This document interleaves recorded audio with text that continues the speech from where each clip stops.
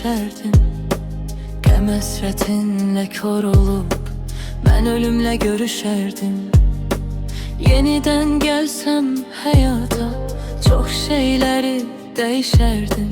Yalvarıram uca Tanrı, sən yenidən yarat məni. Söylənəyimi bəyənmədin, sevgini özgədə gəzdin. Bir ömür doymaram dedin, nə oldu bəs, niyə bəzdin? Gürurumu tapdaladın, əzdin, hər dəfə əzdin. Hilələrin, yalanların eylədi iki qat məni. Yalandan sevirəm demə, o söz gərək yaşat məni.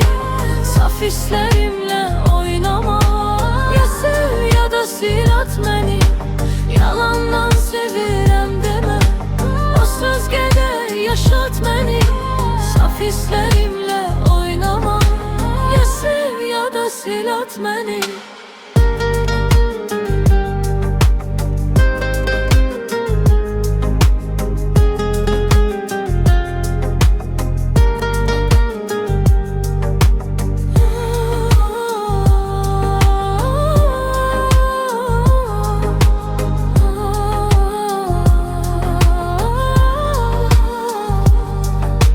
Çəkmişəm əzab, ixtirab, mən hər zərbəyə dözmüşəm.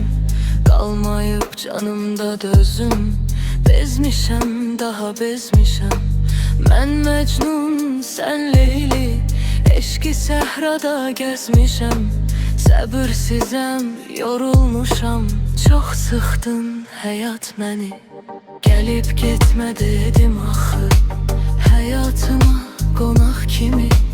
Arzularım səma qədər, amma xeyli uzaq kimi.